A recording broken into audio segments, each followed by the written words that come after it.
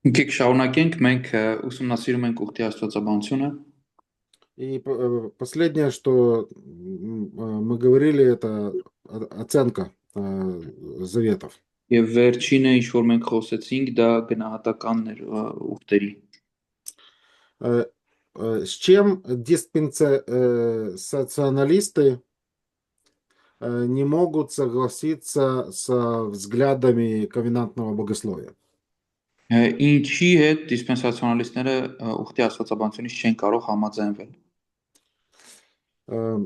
Они не согласны со взглядом ковенантного богословия на паритетность Нового Завета. Նրանք չեն կարող համաձայնվել ուխտի աստվածաբանության այդ բնդմանը, որ նոր կտակարանը գերակա է հին կտակարանի վրա։ Согласно которому Новый Завет считается отправной точкой в понимании Ветхого Завета. Որով նոր կտակարանը համարվում է ընկալման սկզբնակետը հին կտակարանի։ В ущерб историко-грамматическому контексту ветхозаветных отрывков. Ի վնաս հին կտակարանյան հատվածների պատմաքերականական ընկալման։ Мы уже отчасти смотрели, утверждали это, когда шли по слайдам. Երբ որ մենք սլայդերով անցնում էինք, դա արդեն տեսել ենք։ Поэтому этот взгляд несправедливо ущемляет историко-грамматический контекст ветхозаветных текстов. Այս մոտեցումը ճիշտ չի վերաբերվում պատմաքերականորեն հին կտակարանի հատվածներին։ И диспенсационалисты не рассматривают Новый Завет как средство для переистолкования ветхозаветных обетований и заветов. Եվ դիսպենսացիոնալիստները չեն դիտարկում նոր կտակարանը որպես մեկնաբանելու միջոց հին կտակարանյան մարգարեական հատվածների։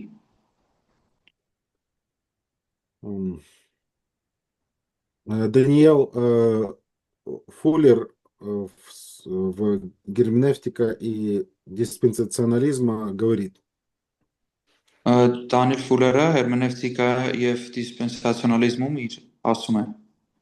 В ковенантном богословии существует тенденция приписывать текстам значения, которое не исходит из их исторического или грамматического смысла.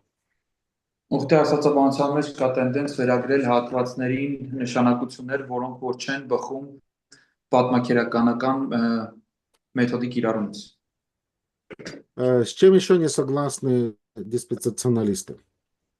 Էլ ինչի հետ համաձայն չեն դիսպենսացիոնալիստները։ С учением о замене или отмене.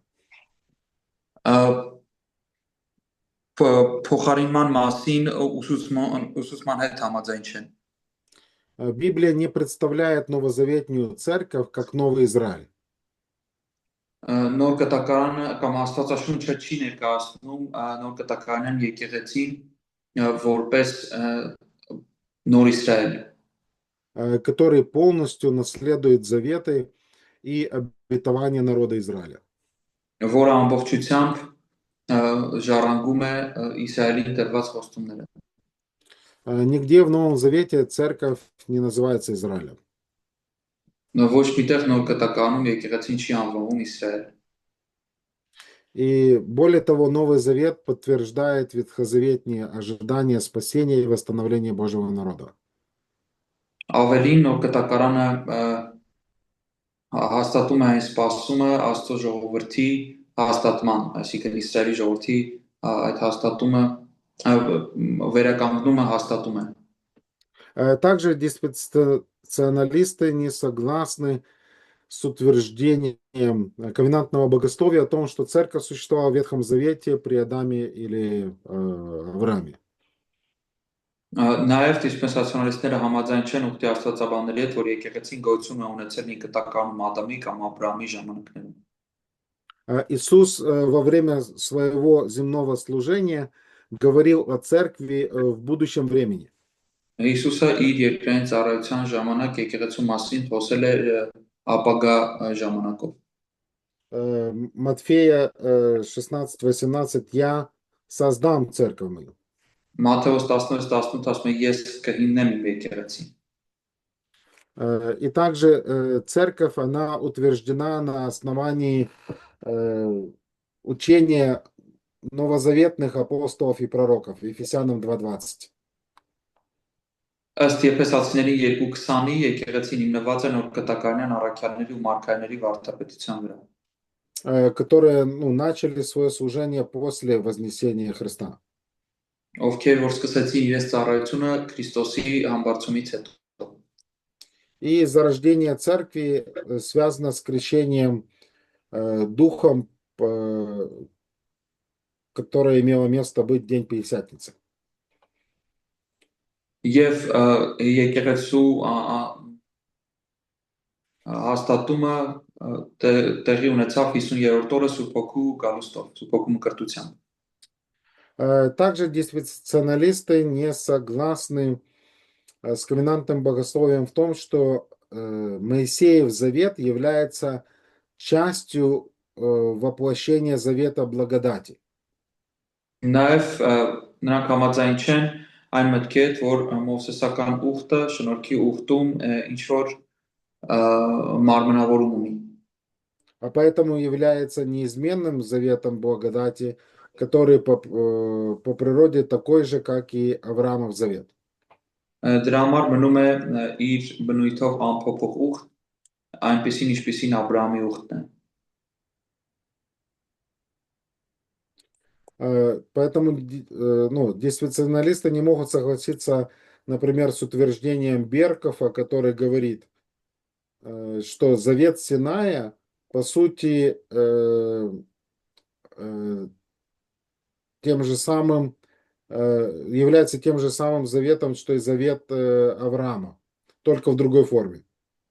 Դրա համար նրանք չեն կարող համաձայնվել Բերկոֆի այն պնդման հետ, որ Սինայի ուխտը նույն ուխտի պնդումն էր, որը տեղի ունեցավ Աբրահամի հետ, ուղղակի այլ դրսևորումով։ И мы видим, что Библия проводит четкое разграничение между заветом Авраама и Моисеевым заветом. Եվ մենք տեսնում ենք Աստվածաշունչը հստակ տարբերակում է դնում Աբրահամի եւ Մովսեսի ուխտերի միջեւ։ Мы видим, что апостол Павел в послании к Галатам, 3 главе, он противопоставляет Моисеев завет, на котором основано наше наследство, с Авраамовым заветом, на котором не основано наше наследство, а с Авраамовым заветом, на котором оно основано. Գաղատացիների 3-րդ գլխում Պողոս առաքյալը հակադրում է Մովսեսական ուխտը, որի վրա չի հիմնված մեր ժառանգությունը, Աբրահամի ուխտի հետ, որի վրա հիմնված է մեր ժառանգությունը։ И кроме того, завет с Авраамом, он по своей природе вечный и безусловный. Բացի այս ամեն ինչից Աբրահամի ուխտը հավիտենական է եւ անպայմանական, а Моисеев завет, он является временным, условным и отмененным. Եվ Մովսեսի ուխտը իրենից ներկայացնում է ժամանակավոր ու չեղարկվող ուխտ, пришедшим на его смену Новым Заветом. որին հաջորդեց նոր կտակարանը։ Еще с чем не могут согласиться диспенсационалисты, это с утверждением, что все библейские заветы Ноев, Авраамов, Давидов, Новый, по своей сути являются одним и тем же и просто воплощают завет благодати. Ինչի հետ նաև չեն կարողանում համաձայնվել, որ Աբրահամի, Նոյի, Դավթի այդ ուխտերը բոլորն են շնորհքի ուխտի տարբեր ծառայություններ էին կամ մատուցման ձևեր էին։ Еще один момент, с чем не могут согласиться диспенсационалисты, это утверждение, что Моисеев закон имеет некоторое применение в наше время. Նաև համաձայն չեն, որ Մովսեսական ուխտը ունի որոշակի կիրառություն այսօր։ ковенантные богословы часто проводят функциональное отличие между нравственным, гражданским и церемониальными частями Моисеева закона. Ուխտի աստվածաբանները շատ հաճախ տալիս են դերակատարային տարբերություններ մովսեսական ուխտի, ծիսական, քաղաքացիական եւ բարոյական օրենքներ բաժանելով։ Хотя многие ковенантные богословы не считают церемониальную и гражданскую часть Моисеева закона актуальными для современных верующих, Չնայած դրան, որ ուխտի աստվածաբանները չեն ընդունում ծիսական եւ քաղաքացիական մասը մովսեսական օրենքի այսօր ազդող հիմիկվա հավատացյալների վրա, некоторые из них все же считают, что десятисловие или нравственная часть закона Моисеева сегодня по-прежнему относится к верующим.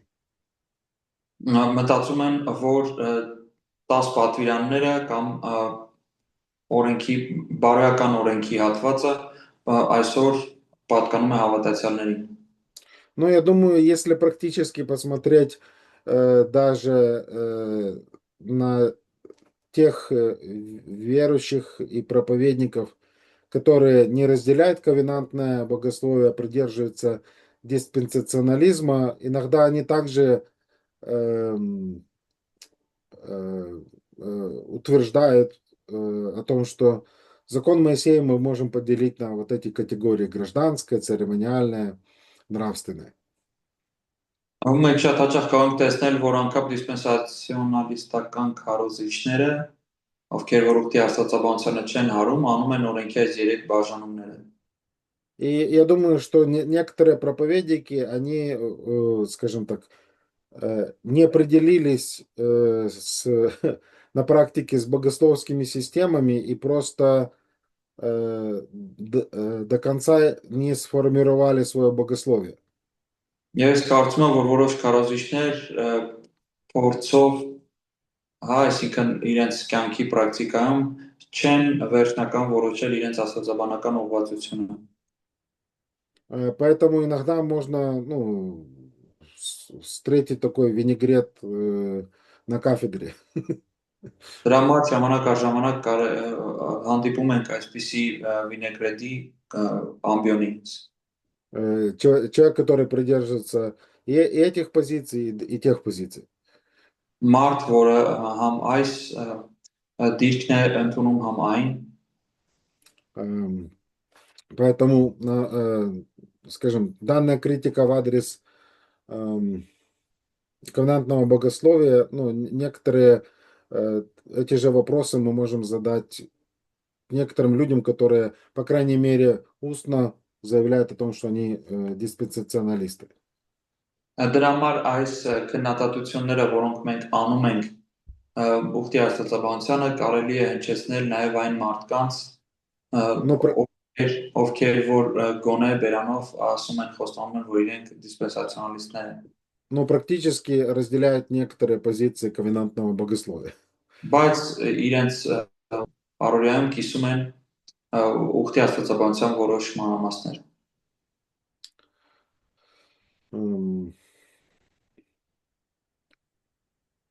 Поэтому мы можем сказать, что хотя Моисеев закон можно рассматривать в составляющих его категориях церемониальной, гражданской, нравственной. Մենք կարող ենք ասել, որ չնայած նրան, որ մենք կարող ենք մովսեսական օրենքը այսպես 3 բաժանում անել։ Все же Моисеев закон является неделимым целым и не может быть разделен на такие части. Պետք է ասենք, որ մովսեսական ուխտը մի ամբողջություն է եւ չի կարող բաժանվել մասերի։ Может быть, если вы хотите, в качестве домашнего задания попробуйте подчеркнуть все места в законе там, одним цветом церемониальные, другие гражданским, третьи нравственным. Я думаю, вы скоро увидите проблему. Կարող եք որպես տնային աշխատանք տարբեր գույներով ընդգծել այս 3 կարգի օրենքները մովսեսական ուխտի մեջ։ Ես կարծում եմ դուք շուտով կնկատեք խնդիր։ А если вы еще друга попросите ту же самую работу сделать и потом сравните результаты, то у вас будет о чем поговорить. Եվ եթե դուք ձեր ընկերոջն էլ խնդրեք դա անել, հետո արդյունքների վրա կարելի է խոսել։ Ну, у нас нет таких, скажем так, полномочий считать, что некоторые части вот, применимы, а другие нет.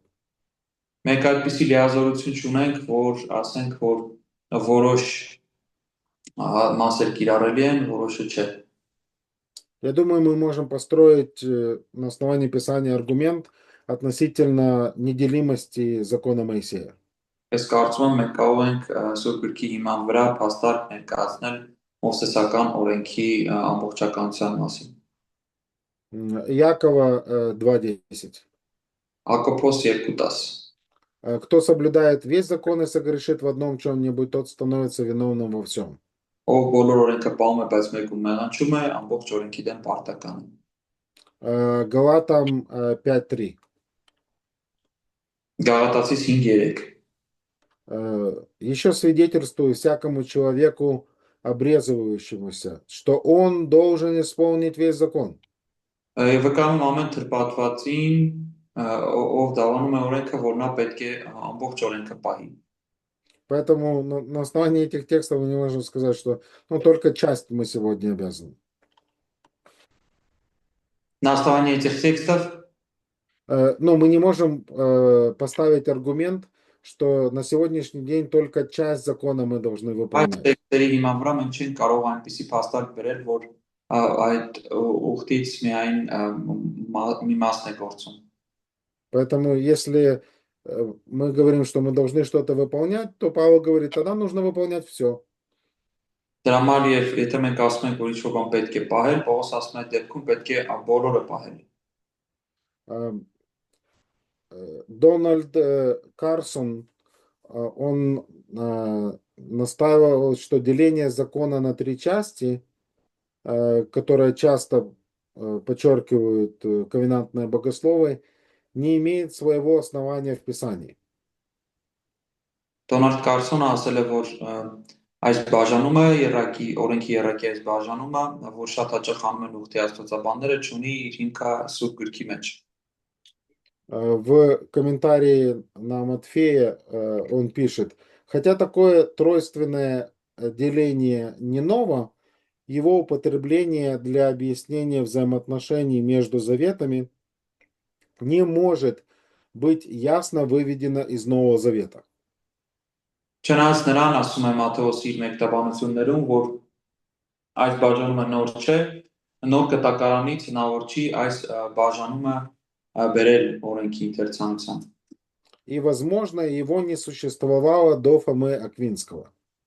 Եվ հնարավոր է մինչև Թոմա Ակվինացին այն չէր գոյություն ունեցել։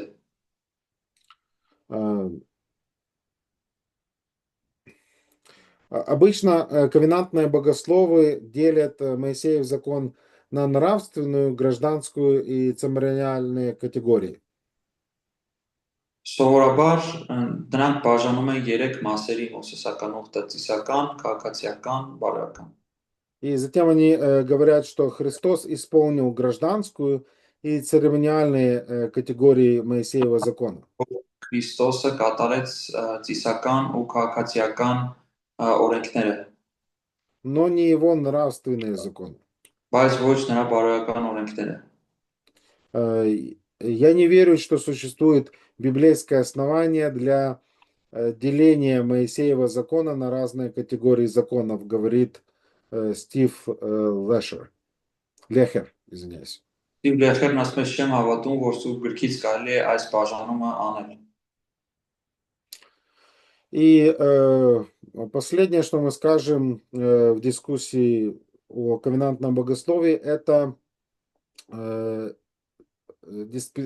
то, что диспенсионалисты не согласны с поддержкой ковенантного богословия детского крещения.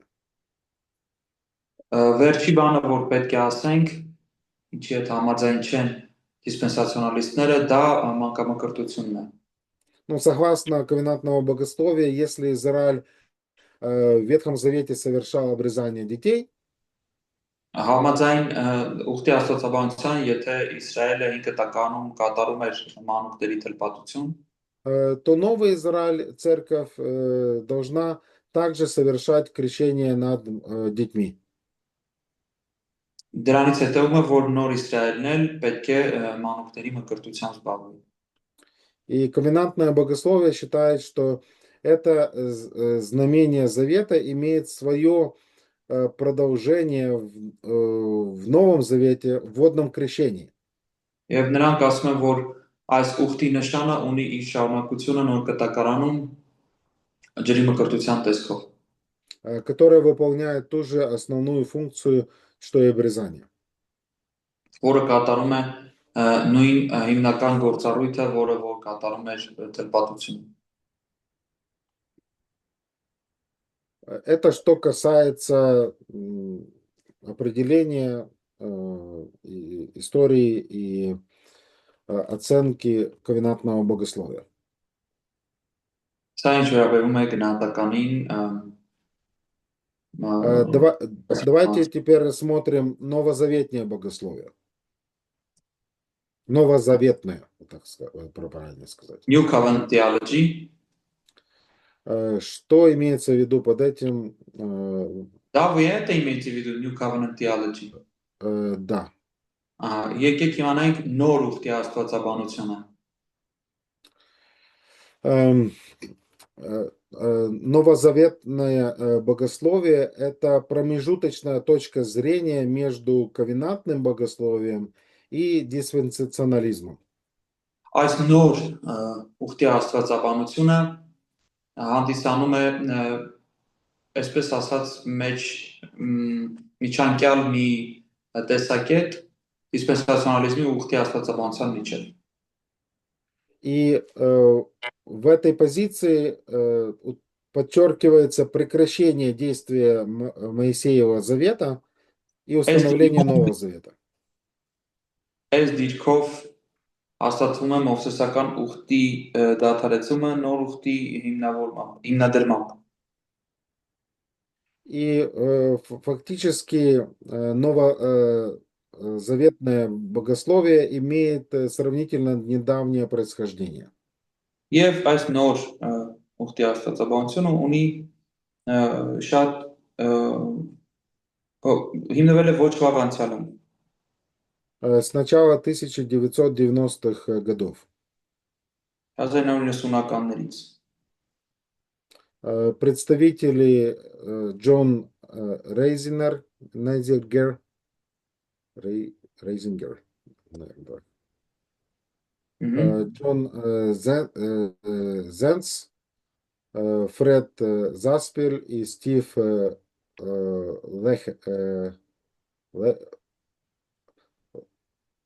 Лехер, наверное, так. Այս մարդիկ էին, ովքեր որ հիմնեցին։ Это классный перевод. Мгм. Я так тоже перевожу, когда. Конечно. Да, это легче всего. Да. Аминь.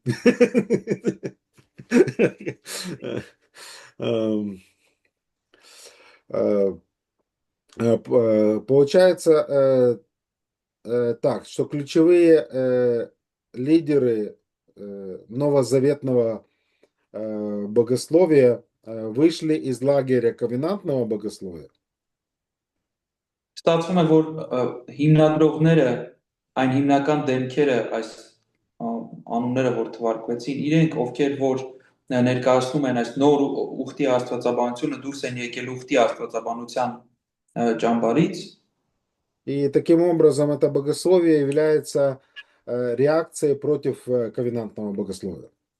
Այսինքն ստացվում է, որ այս աստվածաբանությունը արձագանք է ուխտի աստվածաբանությանը։ Три основополагающих, значит, ключевые какие элементы присутствуют в этом богословии? Три основополагающих завета ковенантного богословия не имеют обоснования в Писании. Այս երեքն էլ չունեն հիմունքներ գրքի մեջ, սուրբ գրքի մեջ։ Второе. Моисеев закон является неделимым целым, Երկրորդը Մովսեսական ուխտը անբաժան ամբողջություն է, который был исполнен полностью. որը կատարվեց ամբողջական, Таким образом, не имеет смысла подчинять христиан Моисееву закону. դրա համար իմաստ չկա քրիստոնյաներին ենթարկեցնել Մովսեսական ուխտին։ Сегодня христиане, они находятся под другим законом, законом Христа. Այսօր նրանք գտնվում են ուրիշ օրենքի տակ, Քրիստոսի օրենքի, который не является продолжением Моисеева закона. որը չի իրենից ներկայացնում Մովսեսական ուխտի շարունակություն։ И закон Христов состоит из заповедей и принципов, содержащихся в Новом Завете. Եվ Քրիստոսի օրենքը կազմված է սկզբունքներից ու օրենքներից, որոնք որ գտնվում են նոր կտակարանում։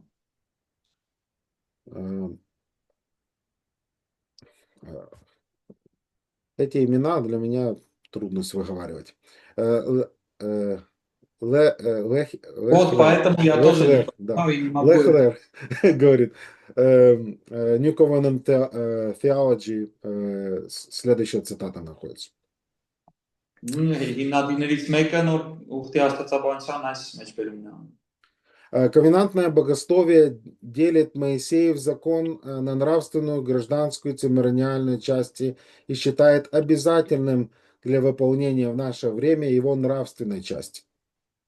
Ուխտի աստվածաբանությունը կիսում է Մովսեսական օրենքը այս 3 մասերին եւ կարծում է, որ պարտադիր է նրա բարոյական մասի կատարումը այսօր։ А его церемониальные, гражданские законы считает исполненными Христом и больше не имеющими отношения к верующим. Եվ նրա, այսինքն օրենքի այդ ծիսական ու քաղաքացիական մասը համարում է կատարված Քրիստոսի կողմից եւ այսինքն դրանով կապ չունեցող հիմիկվա հավատացյալների հետ։ Но я не думаю, что такое понимание подтверждается Писанием. Բայց ես չեմ կարծում, որ այսպիսի ընկալումը կարելի է սուրբ գրքով հիմնավորել։ Мне кажется, что деление Моисеева закона на различные типы законов с целью определения, которые из них обязательны для верующих сегодня, ошибочно. Ես կարծում եմ, որ այսպիսի բաժանումը, որ կա հատված Մովսեսական օրենքից, որը պետք է ենթարկվեն, որ պետք է ենթարկվեն այսօրվա քրիստոնյաները, այսպիսի մոտեցումը սխալ է։ Поэтому новозаветное богословие или новоковенантное богословие не считает, что церковь существовала в Ветхом Завете. Դրա համար նոր ուխտի այս աստվածաբանությունը չի հավատում, որ եկեղեցին գություն ուներ 5 կտակարանում։ Она зародилась в Новом Завете. Այն ծնվել է նոր կտակարանում։ Израиль в Ветхом Завете был иллюстрацией неверующего народа Божьего. Եվ Իսրայելն էլ այն պատկերազարդումն էր կամ պատկերն էր Աստծո անհավատ ժողովրդի։ Израиль не был церковью Ветхого Завета. Իսրայելը չէր հանդիսանում 5 կտակարանի եկեղեցի։ Также это богословие не считает ветхозаветный Израиль церковью. Նույնպես 5 կտակարանյան Իսրայելը չի համարում եկեղեցին այս աստվածաբանությունը։ Мы проводим различия между Израилем Ветхого Завета и церковью. Մենք տարբերակում ենք անում 5 կտակարանյան եկեղեցու ու 5 կտակարանյան Իսրայելի ու եկեղեցու միջև։ И новозаветное богословие придерживается паритетности Нового Завета над Ветхим. Придерживается. Да, придерживается. Եվ նրանք մտածում են, նրանք էլ են պահում այդ տեսակետը, որ նոր կտակարանը գերակա է կտակարանի վրա։ Таким образом, Новый Завет считается отправной точкой для понимания Ветхого Завета. Այսպիսով նոր կտակարանը դառնում է սկզբնակետ հասկանալու համար 5 կտակարանը։ Также позицией этой системы является утверждение, что поскольку Израиль был иллюстрацией неверующего и неспасенного Божьего народа в Ветхом Завете, Եվ ասում եմ, որ քանի որ Իսրայելը Աստծո անհավատ ու չփրկվող ժողովրդի պատկերն էր ինքը տականում, то в будущем не будет никакого восстановления народа Израиля. ապագայում էլ չի լինի ոչ մի վերականգնում Իսրայելի։ То есть они верят, что есть разница между Израилем и церковью, но будущего для Израиля нет. Այսինքն նրանք հավատում են, որ տարբերություն կա եկեղեցու ու Իսրայելի միջև, բայց չեն հավատում, որ Իսրայելը ունի ապագա։ Новозаветное богословие отвергает крещение детей. Նոր ուխտի աստվածաբանությունը մերժում է երեխաների մկրտությունը։ Там же в этом богословии New Covenant Theology цитата: «Крещение детей и богословие Нового Завета несовместимы». Այնտեղից այդ իրենց աստվածաբանության գրքից մեջ բերում, որ մանկամկրտությունն ու նոր ուխտի աստվածաբանությունը անհամատեղելի են։ Потому что они основаны на фундаментально различных взглядах на то, какое отношение Ветхий Завет имеет к Новому Завету. Որովհետև նրանք հիմնված են տարբեր պատկերացումների վրա, թե ինչ հարաբերակցության մեջ են գտնվում հին ու նոր կտակարանները։ Так, и сколько у нас осталось времени? Ինչքան ժամանակ ունենք։ Сейчас скажу. 4, 30. 30 минут. Хорошо. Да.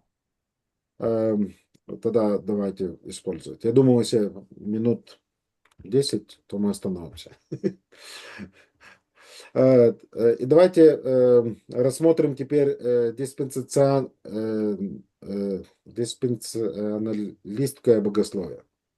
Նայենք հիմա դիսպենսացիոնալիստական աստվածաբանությունը։ С середины 19 века богословская система, известная как диспенсационализм, начала влиять на множество христианских подходов к пониманию доктрин экклесиологии и эсхатологии. 19-րդ դարի կեսին դիսպենսացիոնալիզմը իր գաղափարներով սկսեց ազդել շատ քրիստոնեական ընկալումների վրա, որոնցից հիմնարարը եկեղեցաբանությունն ու վաղճանաբանությունն է։ Давайте кратко поговорим об истории развития. Եկեք կարճ խոսենք զարգացած պատմության մասին։ Следует признать, что богословы продолжают вести споры по поводу происхождения диспенсационализма. Извиняюсь։ Ну, богословы продолжают спорить, как все начиналось. Աստվածաբանները պետք է նշել, որ շարունակում են բանավիճել, թե ինչպես սկսվեց ամեն ինչ։ Сами диспенсационалисты настаивают, что основных взглядов диспенсационализма придерживались апостолы и первое поколение христиан церкви. Հենց դիսպենսացիոնալիստները ասում են, որ իրենք հավատում են այնպես, ինչպես հավատացել են առաքյալները։ В свою очередь, недиспенсационалист утверждает, что диспенсационализм – это совершенно новое направление в богословии, которое зародилось в XIX веке. Հենց այն մարդիկ, ովքեր չեն հարում դիսպենսացիոնալիստական տեսակետին, ասում են, որ այն լրիվ նոր գաղափար է, որը առաջ է եկել 19-րդ դարում։ Ну, это я вспомнил один аргумент одного человека, когда его спросили, вот когда ваше христианство зародилось, когда оно началось? Ես մի պատմություն հիշեցի, երբ որ մեկին հարցնում են քո քրիստոնեությունը, այն կերպը, որ դու հավատում ես, երբ ֆանից է հիմնված։ И это спрашивал человек, который придерживался какой-то восточной религии, которая существовала еще до Христа. Եվ նա այդ հարցնողը ինչ որ արևելյան կրոնի ներկայացուցիչ է, ով ում կրոնը միջև Քրիստոսի ծնունդը հիմնված է եղել։ И его, ну, как бы, аргумент был в том, что мы были в начале, поэтому мы есть истина. Իր փաստարկը այն էր, որ մենք սկզբից ենք եղել, դրա համար մենք ճիշտ ենք։ И этот человек ответил, сказал, ну, если брать заповеди, которые Бог дал Адаму и Еве, то с самого начала. Ասաց, եթե այս մարդը ասաց, եթե հաշվի առնենք այն պատվիրանները, որ Աստված Ադամին ու Եվային տվեց, ամենասկզբից ենք մենք։ Ам, Хорошо, вернемся к нашей теме. Շատ Э, լավ, գանք մեր թեմային։ Однако ясно одно, диспенсационализм это система, которая начала формироваться в середине XIX века. Դիսպենսացիոնալիզմը դա մի գաղափար է, որը սկսել է ձևավորվել, համակարգ է, որը սկսել է ձևավորվել 19-րդ դարի կեսերից։ Э, Связывают начало систематизации с именем Джон Нельсон Дерби. Ջոն Նելսոն Դարբիի անունի հետ են այս համակարգման սկիզբը ասոցացնում։ Он жил с 1800 года по 1882. 1800-ից 1882-ին է նա ապրել։ Он был служителем плимутских братьев. Նա Պլիմութի եղբայրների այդ խմբավորման ծառայող էր։ Еще во времена обучения в колледже Тринити в Дублине Дерби начал верить в будущее спасение и восстановление народа Израиля. Դուբլինում սովորելու իր տարիներից նա սկսել է հավատալ Իսրայելի ժողովրդի ապագա վերականգնմանը։ И на основании своего исследования Исаии 32 главы Дерби пришел к выводу, что Израиль в будущей диспенсации унаследует земные благословения, которые отличаются от небесных благословений, наследуемых церковью. Եսայի 32-ի իր ուսումնասիրությամբ նա հանգեց նրան, որ ապագայում Իսրայելը այն երկրային բարիքները կժառանգի, որոնք որ տարբերվում են երկնային հոգևոր այն բարիքներից, որոնք որ ժառանգելու է եկեղեցին։ Таким образом, он увидел, что между Израилем и церковью существует ясное различие. Այսպիսով նա հասկացավ, որ Իսրայելի ու եկեղեցու մեջ կա հստակ բաժանում, տարանջատում։ Дерби также пришел к убеждению о том, что восхищение церкви может произойти в любой момент. Նաև Դարբին եկավ այն եզրահանգմանը, որ եկեղեցու ապշտակությունը կարող է ամեն պահի լինել։ Зачем последует 70-я седьмина Даниила, Հետո կհետևի դրան Դանիելի 70-րդ յոթնյակը, в которой Израиль снова займет центральное место в Божьем плане. որում Իսրայելը էլի ապագայում կզբաղեցնի կենտրոնական հատված Աստծո ծրագրում։ А после этого периода, считал Дерби, наступит тысячелетнее царство, в котором Бог исполнит свои безусловные обетования Израилю.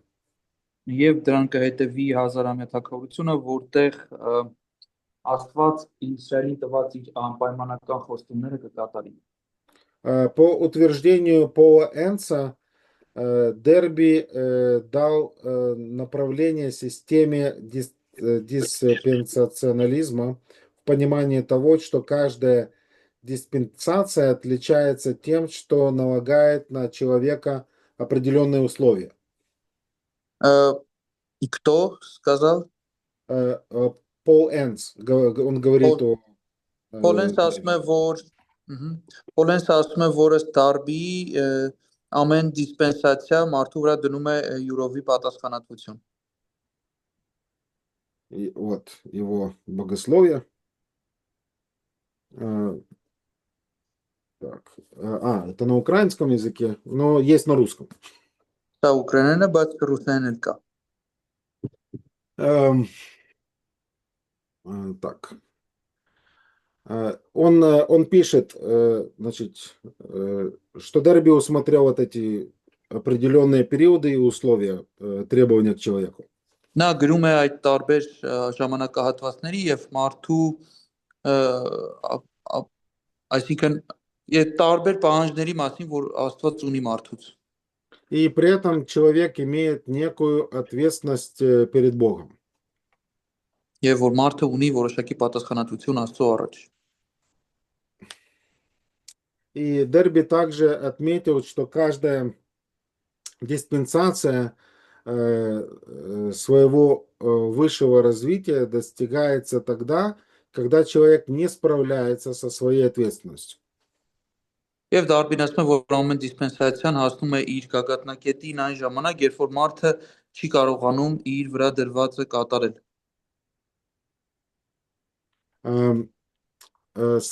Дерби он выявил 7 диспенсаций. Նա բոլորին հայտնի է դարձնում այս դիսպենսացիաները Или 7 периодов. 7 դիսպենսացիաները կամ ժամանակաշրջանները։ Первый это состояние от рая до потопа. Առաջի կարգավիճակը դա Եդեմից մինչև ջրեղեղն է, Ной, Նոյը, Авраам, Израиль, Աբրահամը, Իսրայելը, язычники, Էթանոսներ, дух Հոգի и тысячелетнее царство. եւ հազարամյա թագավորություն։ И по собственному признанию Дерби, его богословские убеждения полностью сформировались 1833 году. Եվ հենց ինքը Դարբիի խոստովանությամբ իր բոլոր աստվածաբանական եզրակացությունները հաստատվել են 1833 թվականին։ В Британии в 19 веке существовало движение братства. Բրիտանիայում 19-րդ դարում այդ եղբայրական շարժումներ ակտիվ И некоторые из тех, кто состоял в этом братстве, они отвергали особую роль рукоположенных служителей и подчеркивали духовную одаренность рядовых верующих. Եվ այդ եղբայրներից որոշները մերժում էին ձեռնադրության ուժը եւ ասում էին, որ հոգեվորապես բոլորը օժտված են, բոլոր հավատացյալները։ И считали, что они имеют свободу под руководством Святого Духа наставлять и увещевать друг друга из Писания. Եվ նրանք հավատում էին, որ ունեն Սուրբ Հոգու ազդեցությամբ օծություն մեկը մյուսին Սուրբ գրքից ուղղորդելու համար։ И труды этого братства широко распространились среди евангельских протестантов и повлияли на служителей в Соединенных Штатах. Եվ այդ եղբայրների աշխատանքներից շատ տարածում գտավ Միացյալ Նահանգներում ավետարանական բողոքականության շրջանակներում շատերի մոտ։ Среди которых есть Джеймс Брукс, Грейвс, Джордж Гордон, но, наверное, нам известны больше всего D.L. Moody и Скофилд. Այդ եղբայրները Ամերիկայում է վարդապետություն ընդունած, որոնցից ամենահայտնին մեզ համար երևի կլինեն D.L. Moody-ն ու Скотфիլդը։ Начавшись в 1870 году, в Соединенных Штатах стали проходить различные библейские конференции. 1870-ականներից Միացյալ Նահանգներում սկսեցին անցկացվել տարբեր աստվածաշնչյան կոնֆերանսներ։ Эти конференции, они содействовали распространению диспенсационализма. Եվ այս կոնֆերանսները նպաստեցին դիսպենսացիոնալիզմի տարածմանը։ Так называемые Ниагарские конференции 1870 год и начало 20 века, но они целенаправленно не проводились для того, чтобы утверждать диспенсационализм. Նիագարայի ժողովները կամ 1870-ականներից մինչև 900-ականներ տեղի ունեցող այդ կոնֆերանսները ոչ թե հատուկ անցկացվում էին, որ դիսպենսացիոնալիզմը տարածվի, Но, тем не менее, там часто утверждались идеи диспенсационализма. բայց այնտեղ շատ հաճախ պնդվում էին դիսպենսացիոնալիստների գաղափարները։ Американская, также библейская конференция и пророческая конференция Ամերիկական աստվածաշնչյան կոնֆերանսը 1878-1914 года утверждали диспенсациональное богословие. 78-ից 1878-ից սկսված, որոնք անցկացվում էին Ամերիկայում, իրենք էլ դիսպենսացիոն այդ վարդապետությունն էին պնդում։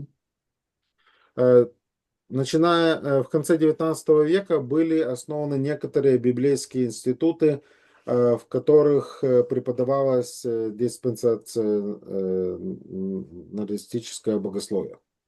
1800-ի վերջերը հիմնվեցին մի քանի համալսարաններ, որտեղ սկսեցին դիսպենսացիոնալիստական գաղափարները դասավանդվել։ И среди этих институтов были Ньякский библейский институт, Եվ այդ համալսարանների շարքին է պատկանում Նեագինը, Бостонская миссионерская школа Բոստոնի միսիոներական դպրոցը и, наверное, нам известный библейский институт Муди.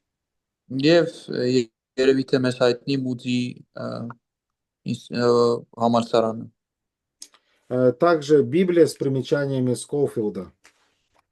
Նաեւ Սկոֆիլդի նշումներով Աստվածաշունչը։ Скоуфилд, член Ниагарской конференции, сформировал Совет учителей библейской конференции, который произвел труд, известный теперь как Библия с примечаниями Скоуфилда. Սկոֆիլդը Նիագարայի այդ կոնֆերանսների գլխավորներից իր եղբայրների հետ կազմակերպեց Աստվածաշնչի նշումներ եւ թողարկվեցին այդ նշումներով Աստվածաշնչերը, որոնք հիմա հայտնի են Սկոֆիլդի Աստվածաշունչ անունով։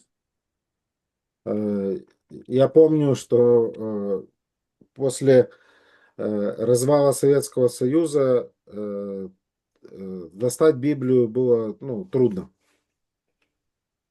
Ես հիշում եմ, երբ որ սովետական միության փլուզումից հետո Աստվածաշունչ ձեռք բերելը դժվար էր։ И потом начали постепенно заводить Библии, и в ходу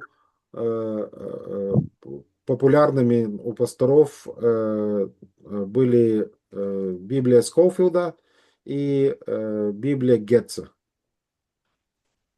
Եվ հիշում եմ խորհուրդների շրջանակներում հայտնի էին Սկոֆիլդի Աստվածաշունչն ու Գետցի Աստվածաշունչը։ И я помню, как мне кто-то дал издание такой Библии с переведенными этими комментариями. Я так посмотрел на нее. Ես հիշում եմ, երբ որ ինձ մեկը տվեց այս Աստվածաշնչից ու որտեղ կար այս մեկնաբանություն, այս նշումները թարգմանված արդեն։ Я говорю, а что это такое? Ես հարցրեցի ինչ է սա։ И мне брат говорит, ты что? Ինձ հարցրեցին վերջ դուր։ Это же Библия Скоуфилда, значит, тут комментарии есть ценные. Ու ասին սա Սկոֆիլդի Աստվածաշունչն է, այստեղ մեկնաբանություններ կան թանկարժեք։ Но данные комментарии, поскольку данные взгляды присутствовали в самом издании Библии, понятно, что идеи диспенсационализма стали набирать определенную популярность. Պարզ է, որ եթե դիսպենսացիոնալիստական ուղղվածություններով նշումներ է գրված մեջ այդ Աստվածաշնչերի, դրա համար էլ տարածում կգտնի շուտ այս տեսակետը։ Большое влияние также сделала и Далласская богословская семинария. Շատ ներդրում ունեցավ Դալասի աստվածաբանական համալսարանը։ После Первой мировой войны были образованы многие диспенсационалистические библейские школы. Առաջին համաշխարհանից հետո շատ դիսպենսացիոնալիստական աստվածաբանական դպրոցներ հիմնվեցին։ И диспенсионализм начал преподноситься в официальных академических кругах. Եվ սկսվեց այս վարդապետությունը ակադեմիական շրջանակներում քննարկվել։ И при Скофилде диспенсационализм вошел в период схоластики, а после этого развивался при его представителе Льюисе Спери Чефере. Եվ Սկոֆիլդի կյանքի ժամանակ այն ակադեմիական շրջանակ բարձրացավ ու հետո տարածվեց իր աշակերտ Չեֆերի կյանքի ժամանակ։ И дальнейшее բնույթ կրեց։ И дальнейшее утверждение диспенсационализма получил благодаря 8-томному труду Чейфера «Систематическое богословие». Ու 8 տոմով հատորով Չեֆերի աստվածաբանությունը, որը դիսպենսացիոնիստական ուղղվածության էր, դա հայտնիացրեց։ Поэтому 8 томов это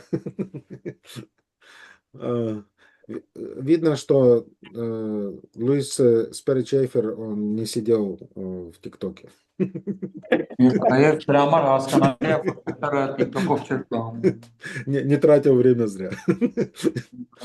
Ժամանակը իզուր չէր օգտագործում։ Чарльз Ралли, 1965 год. Չարլզ Ռայրին 1965 թվական։ Он опубликовал книгу «Диспенсионализм сегодня». Նա հրապարակեց գիրք դիսպենսացիոնալիզմն այսօր։ И в этой книге он преследовал две цели. Он? Да, он написал... Первое – это исправить неверное представление и рассеять подозрения. Նա այս գրքում զբաղվում էր կասկածների փարատումով։ И в этой книге Райри охарактеризовал диспенсационалистов как консервативных евангельских христиан, осмотрительно избегая ярлыка фундаменталист, которые многие воспринимали как менее и менее спокойно. Можно частично. Он использовал в отношении диспенсационалистов термин «консервативные евангельские христиане». Նա իր գրքում դիսպենսացիոնալիստների մասին խոսելիս կոնսերվատիվ ավետարանական հավատացյալների այս եզրույթը օգտագործեց։ Он не хотел называть диспенсационалистов фундаменталистами, потому что этот термин вызывал, скажем так, споры. Նա չէր ուզում ֆունդամենտալիստ անվանել դիսպենսացիոնալիստներին, որովհետև այդ տերմինը վեճեր էր առաջ քաշում։ И вторая цель – это изложить диспенсационализм так, как ему учат сегодня. Եվ երկրորդը շարադրել դիսպենսացիոնալիզմը այն կերպով, որով որ սովորում էին իր օրերին։ В заключении книги «Место сегодня» стоит фраза «во второй половине 20 века». Գրքի վերջում հանդիպում ենք այսօր բառի փոխարեն երկրորդ 20-րդ դարի երկրորդ կես արտահայտությունը։ И книга Рари была попыткой взять под контроль наименование диспенсационализм. Եվ Ռայրի գրքի նպատակը դիսպենսացիոնալիզմ այդ անվանումը իր այսպես ասած ձեռքը վերցնելու համար էր։ И эта книга, она проводила разграничение между диспенсационализмом и скофолдизмом. Եվ այդ գիրքը տանում էր բաժանման են տերմինների, որ դիսպենսացիոնալիզմ եւ սկոֆիլդիզմ որ կար։ И в основном американские диспенсационалисты приняли эту книгу хорошо. Եվ հիմնականում ամերիկյան դիսպենսացիոնալիստները այդ գիրքը բավականին լավ ընդունեցին։ Вот что говорит Райри. Ինչ է ասում Ռայրին։ Сущность диспенсационализма в таком случае это различие между Израилем и церковью. Դիսպենսացիոնալիզմի էությունը բաժանումն է կամ տարանջատումն է, ահա, Իսրայելի ու եկեղեցու։ Это проистекает из постоянного употребления в диспенсационализме обычного прямого толкования. Можно еще раз. Это происходит, вот эта разница между Израилем и церковью, она проистекает из постоянного употребления в диспенсационализме обычного прямого толкования. Другими словами, если правильно толковать Библию, то такой вывод будет естественным. Да, այսպիսի բաժանումը գալիս է Աստվածաշնչի պարզ մեկնաբանական մեթոդների կիրառումից։ И отображает представление о том, что основная цель Бога во всех его делах в отношении человека – это прославление самого себя как через спасение, так и через иные деяния. Եվ այս ամենի նպատակը Աստծո փառավորումն է փրկության միջոցով եւ այլ գործառույթների միջոցով։ Так, батарейки у всех сели, у переводчика тоже. Я думаю, время остановиться.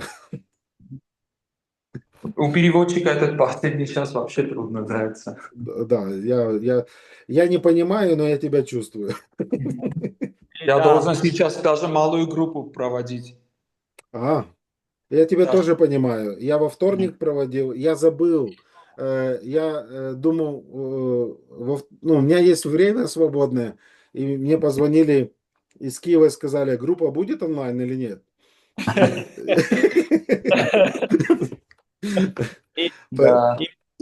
И мне тоже домой. Мне надо с женой ждать.